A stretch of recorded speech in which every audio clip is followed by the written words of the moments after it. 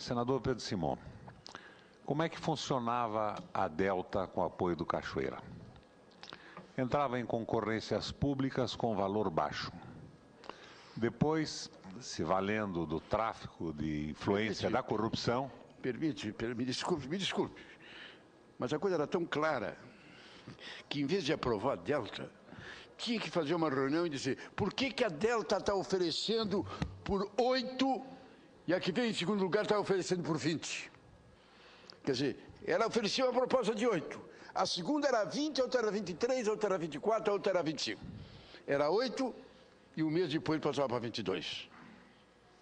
Depois de vencida a concorrência, com a influência do tráfico, do jogo, do bicho, vinha a indústria dos aditivos. E a Delta elevava o seu preço, então, a valores extraordinariamente superiores ao da concorrência inicial.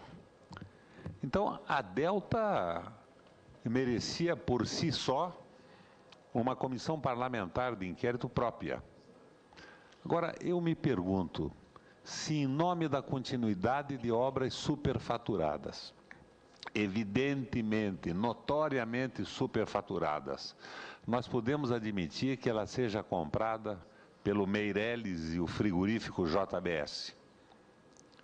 É qualquer coisa como descrevia o Roger Gerard Schwarzenberger no Estado Espetáculo. É um espetáculo de moralidade que oculta a verdadeira imoralidade, que é a continuidade da Delta trabalhando para o governo federal e para os governos estaduais. No Paraná... Sem som, presidente. Vossa Excelência sabe que esse Cachoeira andou por lá, no governo que me antecedeu. Eles legalizaram os bingos, organizaram loterias especiais, um tal de totobola, e eu detonei isso tudo.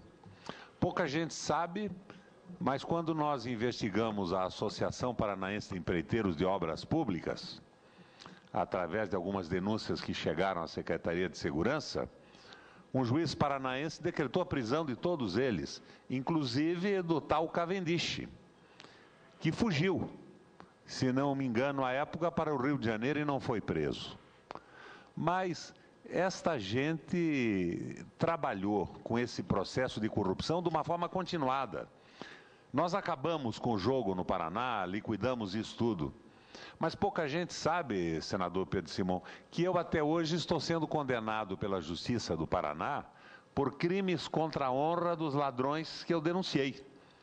Porque o Ministério Público não age, quando age, age mal, a Justiça não julga e os juízes dizem o seguinte: Requião, você não pode chamar de ladrão quem ainda não foi condenado em instância final. E me condenam civilmente a pagar indenizações a essa gente toda. É uma coisa absolutamente inusitada. E já que eu falei no Roger Gerard Schwarzenberg, que é francês, eu lembro agora do Dácio de Arruda Campos, um paulista, senador Aloísio, que escreveu um livro que me impressionou muito na juventude, A Justiça a Serviço do Crime. O mecanismo judicial abrindo espaço para as chicanas jurídicas e protegendo os bandidos, ao mesmo tempo que a condenação dos denunciantes vem extremamente rápida. Eu tenho 71 anos de idade. A poupança da minha vida está sendo dilapidada pelas denúncias que eu fiz, dos Cachoeiras, dos Cavendishes, dos empreiteiros e dos corruptos do governo que me antecedeu. Mas a corrupção maior, a meu ver, é o silêncio em torno da continuidade da Delta agora travestida em frigorífico JBS. E isso está sendo feito com a complacência da maioria da Comissão Parlamentar de Inquérito, que evita muitas vezes, bem como a Comissão de Ética também, que a televisão do Senado transmita ao vivo o que está acontecendo.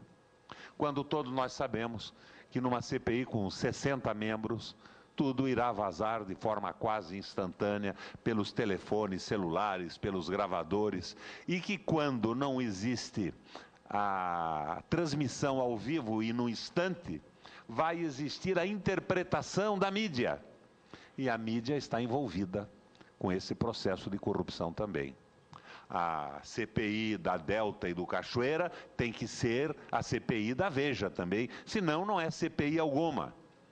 Mas eu lembro, já que Vossa Excelência falou na CPI da qual eu fui relator dos títulos públicos, a famosa CPI dos precatórios, que neste plenário nós aprovamos o meu duro relatório, duro e sofrido para mim, porque envolvia companheiros de partido de longa e maravilhosa tradição na política brasileira, à unanimidade. Mas depois, por iniciativa do governo e para a defesa do sistema financeiro brasileiro, esse mesmo plenário votou um perdão, com um único voto divergente que foi o meu. Não podemos levar isso para frente porque o sistema financeiro brasileiro pode quebrar. Não ia quebrar coisa alguma. Foi o mesmo tratamento que a minha CPI teve, que se está dando à Delta hoje, ao admitir que ela seja numa simulação comprada pelo frigorífico JBS. Seria maravilhoso se a TV Senado estivesse presente com um sinal aberto para o Brasil inteiro em todas as reuniões. E, de repente, também, senador, para engrossar essa sua crítica, essa lástima, coisas que me ferem duramente, eu vejo o ministro do Supremo interromper a CPI dizendo que o Cachoeira não pode ser ouvido, quando os dados que a CPI tem são exatamente os mesmos que o advogado do Cachoeira tinha no Supremo Tribunal Federal. E o Senado passivamente diz, não, sentença judicial tem que ser obedecida e não discutida. Isso aqui é o Senado da República, que está investigando um crime contra a nação, crime continuado de jogatina, de roubo em obras públicas, de superfaturamento. Esta passividade me constrange. É evidente que a sentença prolatada no Supremo Tribunal foi uma sentença técnica daquela visão conservadora, mas foi um desrespeito ao país. Foi uma atitude de subserviência absoluta do Senado da República a uma sentença isolada do Supremo Tribunal Federal, que tinha sim que ser contestada, porque quem muito se abaixa, uma partezinha, diz o ditado, apenas, senador, a bunda lhe aparece. Até porque tudo que tem lá, que eles pediram para a defesa tomar conhecimento, foram eles que divulgaram. Exatamente o mesmo material. Tudo veio de lá. A gente queria fazer o contrário. O presidente do Supremo podia dizer, olha, você vai ouvir o que tem lá. E vocês, o Cachoeira, mostre o resto que vocês têm, que ainda não mostraram. Então, senador Pedro, seu discurso é extremamente oportuno e acredito que já é tarde, mas ainda é tempo do Senado abrir os olhos e rapidamente transformar o Conselho de Ética e a Comissão Parlamentar Mista numa ferramenta da democracia, forte e definitiva. Mas não parece a mim que é este o caminho que nós estamos tomando. Enquanto conversam na CPI às escondidas, o JBS já assumiu toda a patifaria da Delta, todos os sobrepreços, e a corrupção desse processo todo está sendo ocultada e coberta em nome do quê? Como ontem, na CPI, que eu fui o relator, era em nome da estabilidade financeira do país, hoje é em nome da continuidade das obras do PAC.